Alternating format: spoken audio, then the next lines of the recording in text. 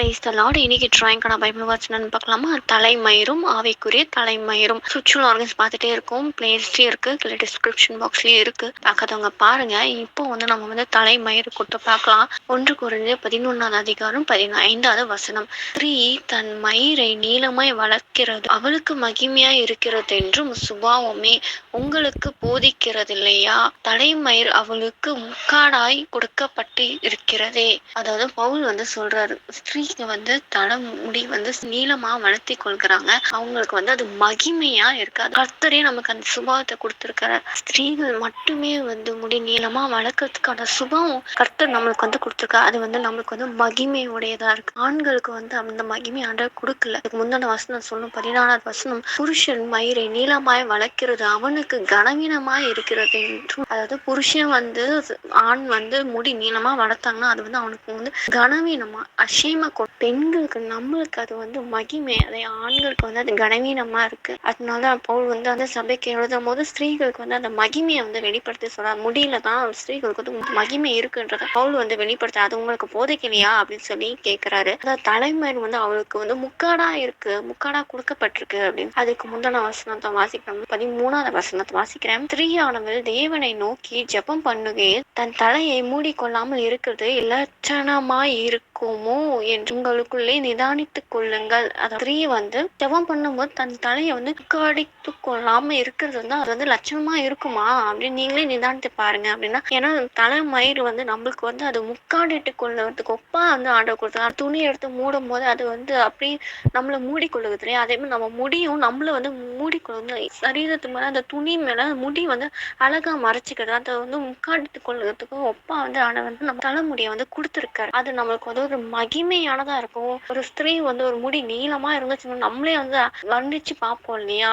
அழகா இருக்கலாம், அவங்க முடி எவ்வளவு நீளமா இருக்கு. நீளமா இருக்கிறது பத்தாம அதோட திக்னஸ், அதாவது அடர்த்தி அதிகமா இருக்குமோ, அப்படியே பார்த்துட்டே இருக்கலாம். உனக்கு அந்த அளவுக்கு அவங்களோட முடி அழகா காமிக்கும். அததான் ஆண்டவர் நம்ம சொல்றாரு, ஸ்திரீயானவள் அவளுக்கு அந்த முடி தலைமயிர் மகிமையுடையதா இருக்கு அப்படின்ற மாதிரி சொல்றாரு. ஸோ மகிமையை நமக்கு ஆண்டவர் அவளோட சுபாவத்திலேயே கொடுத்துருக்காரு. அந்த மகிமையை நம்ம யூஸ் பண்ணிக்கணும். கர்த்தருக்கு அந்த மகிமையை சொல்றது, எனக்கு இந்த முடிய கொடுத்தீரே ஸ்தோத்திரம் ஏசப்பா. எவ்வளவு பேர் முடியல, அது கேன்சர் பேஷண்ட்ஸ் எல்லாம் பாத்தீங்கன்னா முடி கொட்டி போய் அவங்களோட மகிமையை அவங்க இழந்திருப்பாங்க. அந்த கான்ஃபிடன்ட் லெவலே உங்களுக்கு இல்லாம போயிடும். முடி இல்லாம இருக்கிறது அது முழுமையே இருக்காது இல்லையா? ஒரு எம்டினஸ் ஃபீல் பண்ணுவாங்க. அந்த மாதிரி இல்லாம ஆண்டவர் நம்மளுக்கு முடி அழகா கொடுத்துருக்காரு. இப்பெல்லாம் நிறைய பேர் இந்த முடியை கலரிங் பண்ணது, ஸ்ட்ரைட்னிங் ரொம்ப எதுவும் டேமேஜ் பண்ணிக்கிறாங்க. ஆனா நம்ம இயற்கையாவே அந்த சுபாவத்தை நம்ம முடியில கொடுத்துருக்கா. ஸோ இந்த முடிக்காக, இந்த மகிமைக்காக கர்த்தருக்கு நம்ம மகிமை செலுத்துற பிள்ளைங்களா காணப்படுவோம். அடுத்தது நம்ம ஆவிக்குரிய தலைமயிரை பார்க்கலாமா? நீதிமொழிகள் 16வது அதிகாரம் 31வது வசனம். நீதியின் வழியில் உண்டாகும் நரைமயிரானது மகிமையான கிரீடம். எல்லாருக்குமே அந்த காலகட்டத்தில் வரும் எல்லாமே முடி நிறைச்சு போயிடுது. ஆனா இங்க நீதியின் வழியில நரைமயிறுன்னு ஆண்டவர் சொல்றாரு. அது என்னவா இருக்கும் யோசிச்சிருக்கீங்களா? அவையான விளக்கத்தை எனக்கு கொடுத்தாரு, அதே விளக்கத்தை உங்களுக்கு நான் கொடுக்குறேன்.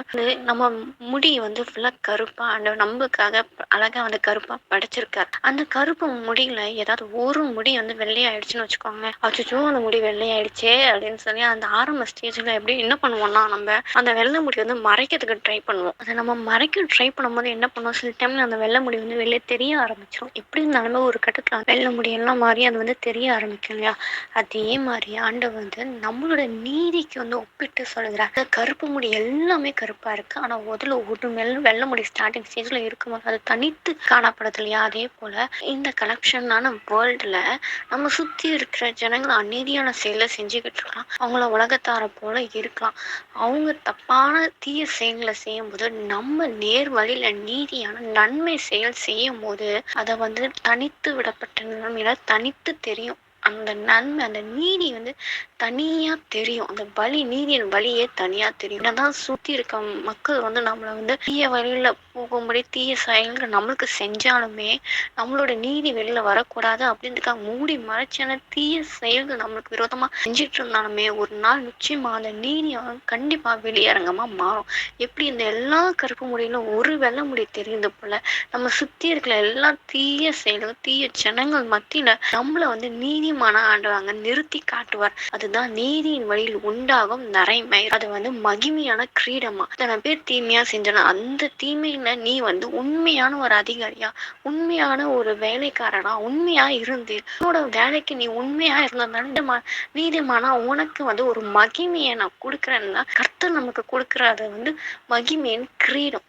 அதுதான் ஆவிக்குரிய நரைமயிர். ஆண்டவர் அந்த மகிமையின் கிரீடமா நமக்கு கொடுக்கிறார். உலகத்துல நம்ம வேலை செய்யறதுல நீதியா நடக்கும்போது அங்கேயும் ஒரு உயர்வை ஆண்டவர் கட்டளையிடுவார். நம்ம ஆவிக்குரிய வாழ்க்கையில ஒரு உயர்வை ஆண்டவர் கட்டளையிடுவார். இதுக்கு முன்னாடி நம்ம தலைமயிர் அதுலயும் மகிமையை பார்த்தோம். இங்க ஆவிக்குரிய தலைமயிலையும் நம்ம மகிமையை பார்க்கணும். அது எப்போனா நீதியா நடக்கும் போது நம்மளுக்கு அது மகிமையான கிரீடமா நம்மளுக்கு இருக்கும். என்னைக்குமே நீதி ஒளியவே ஒளியாது. ஆண்டவர் நிச்சயமா அதை வெளியில கொண்டு நிறுத்துவா. எப்படி எல்லா கருப்பு முடியிலையும் ஒரு வெள்ளை முடி வெளியில தெரியுதோ அதே போல நம்ம சுத்தி இருக்க எல்லாத்தையுமே நம்மள நன்மையா செய்து ஆண்டவர் எல்லாருக்கும் முன்னாடி நிற்க வச்சு அழகுபட்டு நமக்கு அது மகிமையான கிரீடமா நம்ம கொடுக்கறத எல்லா ஜனங்களும் பார்க்கும். பரலோகத்துக்கு போகும்போது நம்மளுக்கும் அந்த மகிமையின் கிரீடமா நம்மளுக்கு கொடுப்பாரு. அது நமக்கு எவ்வளவு பெரிய மகிமையா இருக்கும். நம்ம பரலோகத்துக்கு போகும்போது ஆண்டவரோட கிரீடத்தை நமக்கு மகிமையா முடிசூட்டுவார். விசுவாசத்தோட ஆண்டவர்கிட்ட கேட்போம். நீதியின் பிள்ளைங்களா வெளிச்சத்து பிள்ளையா நடக்கும் போது மகிமை கிரீடத்தை பெற்றுக்கொள்வோம். ஆமென்.